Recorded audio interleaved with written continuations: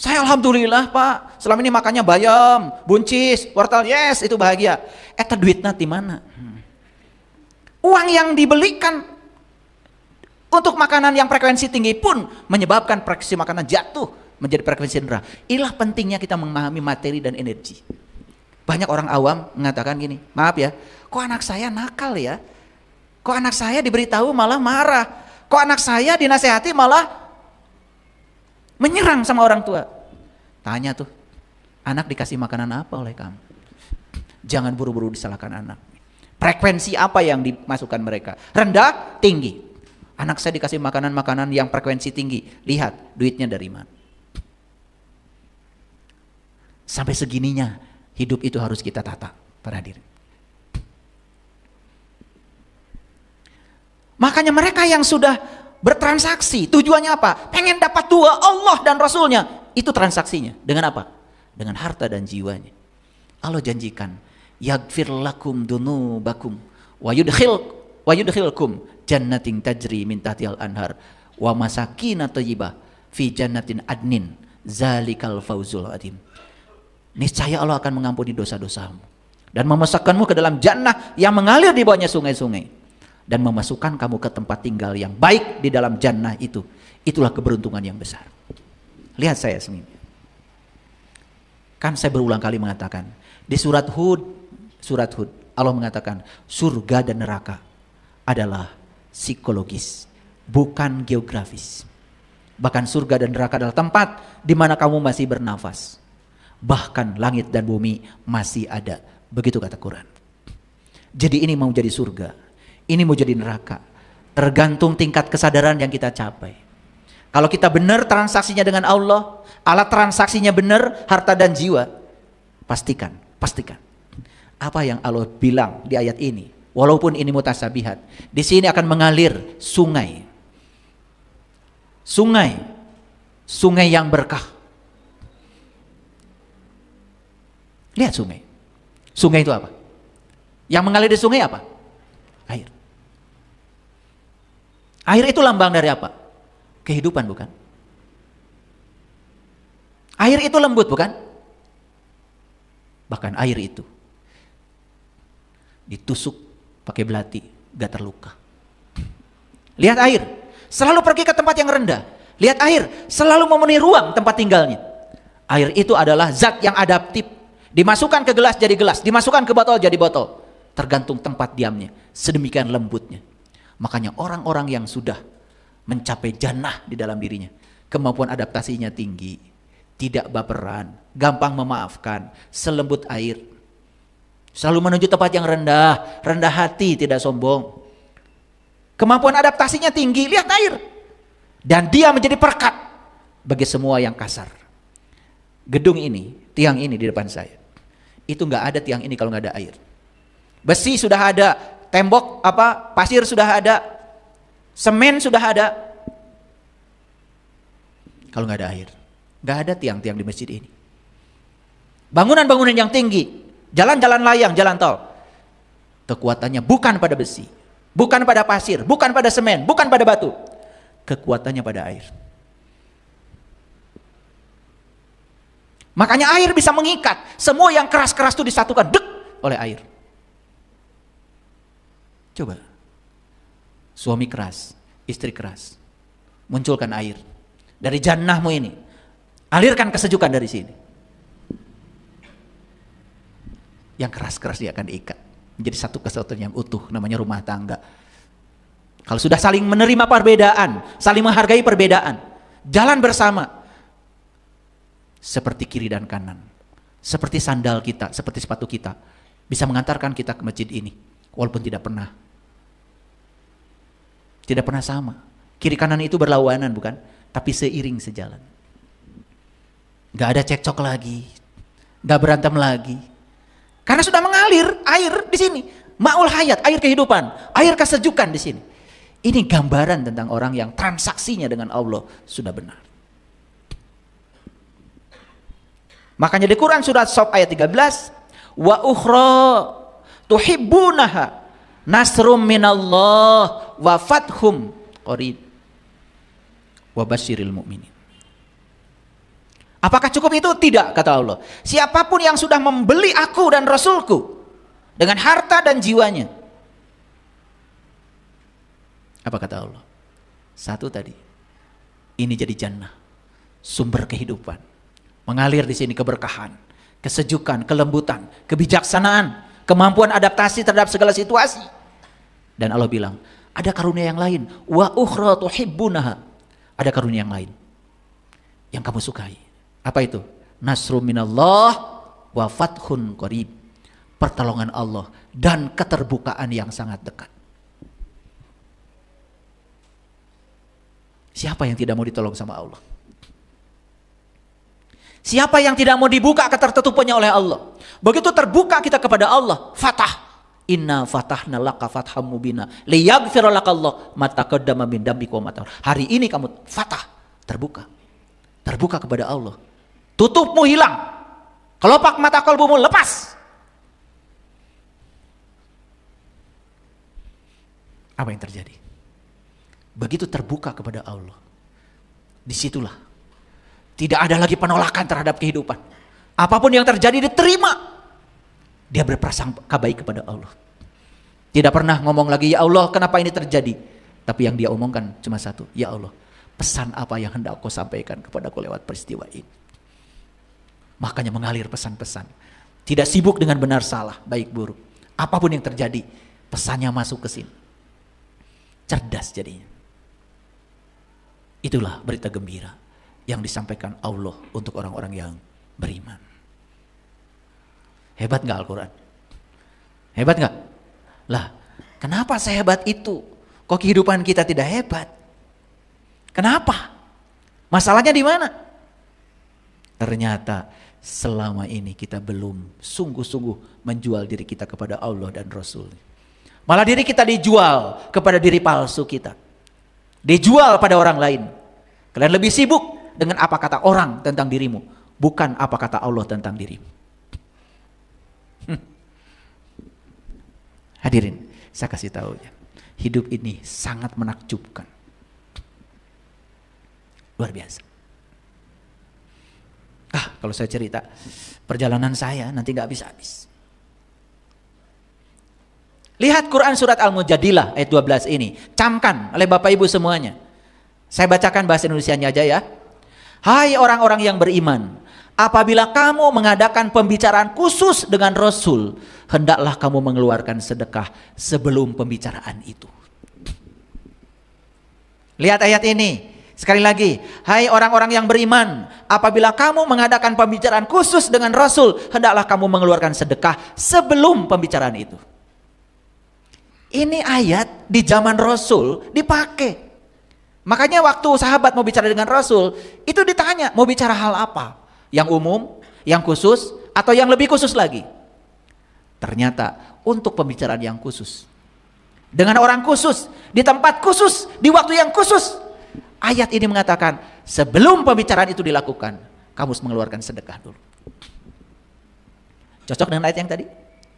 Karena kalau berbicara khusus, berarti Rasul, ya Rasul, itu mau menyampaikan bab khusus. Bab yang paling khusus dari diri kita adalah tentang Allah dan Rasulnya. Sampai di ayat ini dikatakan, sebelum pembicaraan itu terjadi, kamu keluarkan dulu sedekah. Ada kaitan dengan ayat nanti? Ternyata kamu akan mendapatkan Allah dan Rasulnya kalau kamu mau bertransaksi dengan alat transaksi yang Allah sarankan. Apa tadi? Harta dan jiwa. Aduh, jangankan buat orang lain, buat diri sendiri, aduh pelitnya. Mau beli sepatu aja cari yang paling murah. Yang penting asal sepatu. Makanya ada riset dari Harvard University. Ya, kalau orang itu wajahnya kurang bahagia, itu ternyata sepatunya murah. Kenapa sih tidak berpikir badan saya ini harus dikasih baju yang terbaik, kaki saya dikasih baju yang keren, kasih sepatu yang keren? Pernah nggak berpikir begitu? Atau kita berpikirnya gak apa-apa, yang penting sepatu, kau beli juga alhamdulillah, ya sudah. Karena kita yang menciptakan batasan buat diri kita. Kenapa tidak dibuat sepatu buat kaki saya pasti yang bagus? Karena saya selalu berpikir sepatu buat saya bagus, baju buat saya bagus. Maaf, kalau orang mau ngasih sepatu sama saya, pasti tanya dulu. Karena ingin dipakai sama saya. Karena ingin dipakai yang bagus. Yang nggak bagus nggak saya pakai. Karena saya tidak mau, tidak memantaskan kaki saya. Nggak bersyukur sepatu yang kemarin kok nggak dipakai, habis jelek. Tetapi saya sampai hari ini nggak pernah ada orang ngasih sepatu jelek. Kalau saya ulang tahun itu, ya memperingati hari kelahiran, bukan ulang tahun, karena tahun nggak bisa diulang.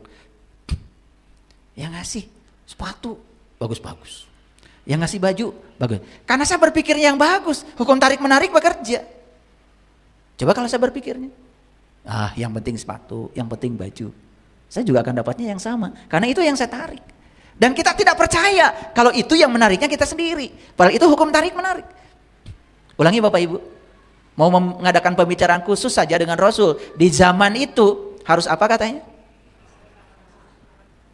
Kapan sedekahnya? Sebelum atau sesudah? Sebelum. Nah ayat ini ada kaitan dengan ayat yang tadi. Kita sedang diuji seberapa besar kita mau melepaskan kemelekatan pada harta dan diri. Saya ikut pelatihan macam-macam dulu, pelatihan motivasi, pelatihan itu, pelatihan ini. Ya.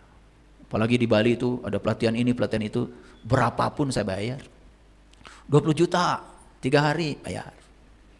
30 juta, 5 hari bayar. Itu sama istri saya. Dan saya tidak merasa kerampokan. Dan berkahnya terasa sekarang. Saya tidak pernah mengatakan, wah itu mahal. Saya malah percaya, semakin mahal pelatihannya, pasti makin keren. Pasti ilmunya keren. Makanya saya tidak pernah berpikir, karena ilmu itu punya Allah. Bahkan uang yang saya keluarkan hanya untuk mengganti waktu orang yang meluangkan waktu untuk menyampaikan cita kasih Allah. Ya, paham sampai sini? Oke, ini kata Allah. Yang demikian itu lebih baik bagimu dan lebih bersih. Dan jika kamu tidak memperolehnya, maka sesungguhnya Allah Maha Pengampun lagi Maha Penyayang. Yang paling penting dari ayat ini bukan berapa besarnya ternyata upaya kamu. Kalau setelah berupaya kamu tidak memperolehnya, ternyata di ayat ini sudah cukup. Berarti kamu sudah berjihad. Hebat ya Quran ya, begitu bijaksana ya. Ternyata bukan berapa besar. Lalu ayat selanjutnya, ini masih Al-Mujadilah ayat tadi 12, ini ayat 13 ya. Mohon maaf, ini salah ketik saya. Apakah kamu takut karena kamu memberikan sedekah sebelum mengadakan pembicaraan dengan Rasul? Kan banyak yang takut. Nah yang takut itu karena apa? Rasa dia terhadap uangnya negatif. Kalau dia mengeluarkan uang merasa kerampokan. Nih saya kasih. Setiap kalian mengeluarkan uang merasa kerampokan, uang gak rindu datang lagi. Makanya harus punya cara memainkan. Kalau mau ngasih uang sama orang, ya jangan merasa memberi. Ya, coba. Oh kok orang ini datang ke sini? Harus saya tolong sekarang. Oh jangan-jangan sebetulnya saya pernah ditolong dia di kehidupan yang dulu. Cuma saya ingat lagi. Sebenarnya dia bukan mau minta tolong sama saya. Cuma ngambil kebaikan yang dititipkan dia pada saya. Udah saya lepaskan. Karena saya percaya tidak ada yang datang dalam kehidupan saya tanpa saya menariknya. Dengan bermain seperti itu di pikiran kita. Kita kan tidak merasa kerampokan. Coba setelah ini ya. Nanti kalau kalian pergi sama-sama ke restoran, taruh dulu kartu ATM-nya di teller duluan. Ini semua orang yang di sini nanti saya yang bayar ya, bilang begitu. Duluan. Ini udah makan diem aja. Nah, salah satu orang yang bermental miskin itu suka gratisan. Dan ternyata gratisan itu dalam dua dimensi, baik dalam dimensi material maupun dalam dimensi spiritual. Yang ingin gratisan dalam material maupun spiritual, wah itu udah mental miskin. Miskin materinya, miskin spiritualnya. Ini saya mau kasih contoh, tapi saya nggak sebut namanya satu-satu ya. Saya saksikan orang-orang ya, yang hidupnya itu begitu mudah. Ya, begitu ada kesusahan orang langsung bantu apa itu. Ya Allah, tidak berkurang. Karena tidak berpikir kalau dia itu berkurang dengan membantu orang. Dia juga tidak berpikir membantu orang, dia akan mendapatkan kelebihan. Enggak juga. Pokoknya membantu saja sebagai bentuk cinta kasih. Apa yang terjadi? Berkahnya luar biasa. Jadi sekarang terjawab ya. Kenapa uangnya susah? Karena uang gak rindu. Karena kamu dapat uang pun malah jadi susah. Ada nggak orang uangnya banyak susah? Banyak. Makin banyak uangnya makin susah karena takut kehilangan uang. Itu pasti kerampokan nanti. Kalau nggak nah cara kerampokan itu macam-macam. Mobil rusak, anak masuk rumah sakit, mobil nyenggol orang, macam-macam tuh. Nah cara uang pergi itu begitu. Dan kalau uang itu tidak betah pada pergi, ada penyebab yang menyebabkan dia pergi. Itu semua undangan kita sendiri. Ya Allah, aduh ternyata ya setelah dibukakan begini, keren harusnya hidup ya. Oke. Hadirin, tanda-tanda orang berada di jalur yang benar dalam hidup, ini saya perlu sampaikan. Satu, merasa sangat baik secara pribadi. Merasa sangat baik, meluap-luap rasa baiknya itu. Awas ya, bukan datar-datar saja. Orang yang datar perasaannya, hati-hati itu negatif. Orang yang datar perasaannya, datar aja. Itu berarti hidupnya datar aja, nggak ada kejutan tuh. Merasa baik, merasa sangat baik. Kesehatannya merasa sangat baik. Ya. Ekonominya merasa sangat baik. Hubungannya merasa sangat baik. Sangat baik. Bukan sekedar merasa baik, sangat baik. Yang kedua, serendipitas. Ada di mana-mana. Serendipitas itu selalu aja hoki. Selalu menemukan keberuntungan. Selalu aja menemukan keberuntungan yang tidak diduga itu. Awas, itu bukan keajaiban semesta, itu karena kebaikan Bapak Ibu. Dia sudah ada di jalur yang benar tuh hidupnya. Gitu. Mau parkir, ya. Di mall orang lain mutar-mutar. Dia mau begitu nyampe situ orang keluar. Pangharupna. Itu namanya serendipitas itu. Jadi selalu menemukan, selalu menemukan hal-hal yang menguntungkan. Keberuntungan itu di mana-mana. Begitu lapar, ada yang traktir. Ada aja jalannya itu. Nih saya kasih tahu, kalau itu sudah terjadi, itu sudah di jalur yang benar. Nah sebaliknya, merasa tidak baik, cemas, khawatir dengan ekonomi, dengan kesehatan, itu jelas kalian tidak berada di jalur yang baik. Pindah jalur ya, buru-buru ya. Pindah rel ya. Tong di nyawai atau mensebar rata. Tidak ada keberuntungan, kemana-mana tengen boleh rugi. Betul? Jalan sedikit dijali ke. Jadi ada istilah kan, nete semplek, nincak semplak kalau tahu orang Sunda. Jadi selalu aja mendapatkan kesialan itu. Hati-hati itu. Itu pikiran dan perasaan kita tidak di jalur yang benar itu. 3. Memiliki ketenangan batin di tengah tantangan. Jadi ibaratnya duit banyak, sehat, keluarga baik-baik, tenang aja batinnya itu. Gak ada masalah. Nah kalau itu biasa. Nah ini kan luar biasa, memiliki ketenangan batin di tengah segala tantangan. Situasi di luar tidak mengganggu dia. Tenang. Aduh Bapak Ibu, kalau sudah benar transaksinya tadi itu ya, gak main-main transaksinya. Aduh, itu tuh rasa cemas, khawatir, takut itu udah gak ada lagi. Situasi di luar seburuk apapun, tidak jatuh perasaan ke situasi itu. Pikiran tidak jatuh ke dalam situasi itu. Tenang. Yang keempat, pintu tak terduga mulai terbuka. Tiba-tiba ada orang ngajak bisnis, tiba-tiba ada orang ngajak, ada aja pintu-pintu yang terbuka. Karena pikiran sudah luas, tidak menganggap bahwa satu-satunya sumber uang adalah yang kita duga. Ada aja kesempatan. Saya sudah mengalaminya, Bapak Ibu, luar biasa. Yang kelima, mulai melepaskan hubungan dan kebiasaan yang tidak lagi mendukung. Sudah mulai kalau nonton TikTok, kira-kira ya memberi asupan nutrisi buat pikiran yang sehat. Kalau nonton, baca Facebook, Instagram, itu sudah tidak terlagi lagi tuh pada kebiasaan-kebiasaan yang tidak mendukung perkembangan jiwa. Jadi Bapak Ibu kalau sekarang sudah gosip-gosipan, sudah mulai tidak tertarik lagi, itu sudah mulai rada bener lah. Nah yang keenam, insting batinnya sangat kuat. Awas ya, bukan prasangka buruk. Ini insting batin. Insting. Ya jangan heran ya kalau orang-orang yang sudah mencapai kesadaran itu kadang-kadang bisa tahu, ini 2 bulan ke depan kamu akan begini, diingatkan. Iya. Saya punya guru saya yang masih hidup, tinggal satu lagi. Beliau usianya udah di atas 84 tahun sekarang, tapi masih sehat. Masih sehat. Sehat. Karena hidupnya sehat, pikirannya sehat. Nih, kita lagi gini nih. Beliau tahu. Bahkan kalau mengingatkan saya, panggilnya saya Cep, nanti 2 tahun ke depan bakal gini. Itu semua yang beliau katakan nyata itu. 100%. Jadi insting batin orang yang seperti itu, walaupun tahu, dia memberitahu hal-hal yang positif. Karena dia tidak pernah ngasih tahu hal-hal yang buruk. Karena hal buruk nanti akan menimbulkan pikiran buruk. Itu yang akan benar. Tetapi rata-rata orang-orang yang sudah berada di jalur yang benar dalam hidupnya, itu tidak akan keluar dari ini. Ya, satu, merasa sangat baik secara pribadi. Yang kedua, keberuntungan selalu ada. Dalam situasi kecil pun selalu ada aja. Ada.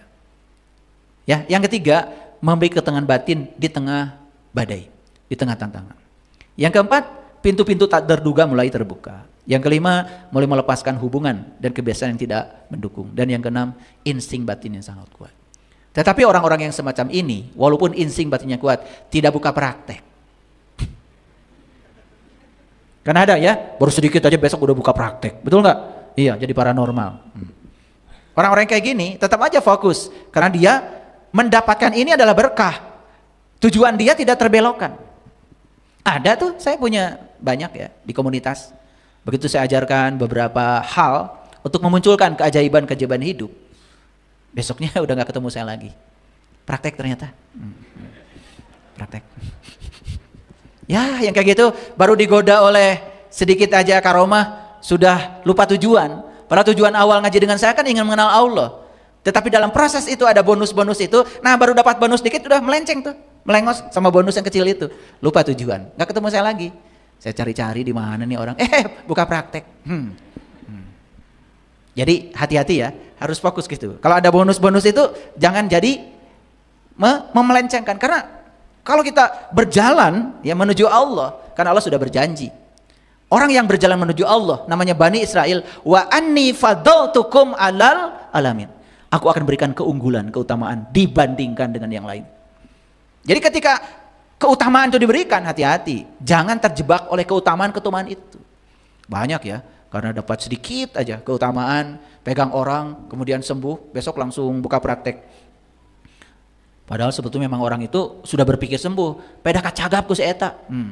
Oh langsung iklan. Ya. Wah kemarin ini saya pegang langsung sembuh. Langsung buka praktek. Nah itu. Dia stop di situ. Nggak jalan lagi belajar ilmunya. Hadirin. Kesimpulan terakhir dari saya. Jadi semua pencapaian yang hebat pasti ada risiko yang sebanding dengan pencapaian itu. Dan semua pencapaian yang hebat pasti sebanding dengan energi yang harus diinvestasikan untuk pencapaian itu.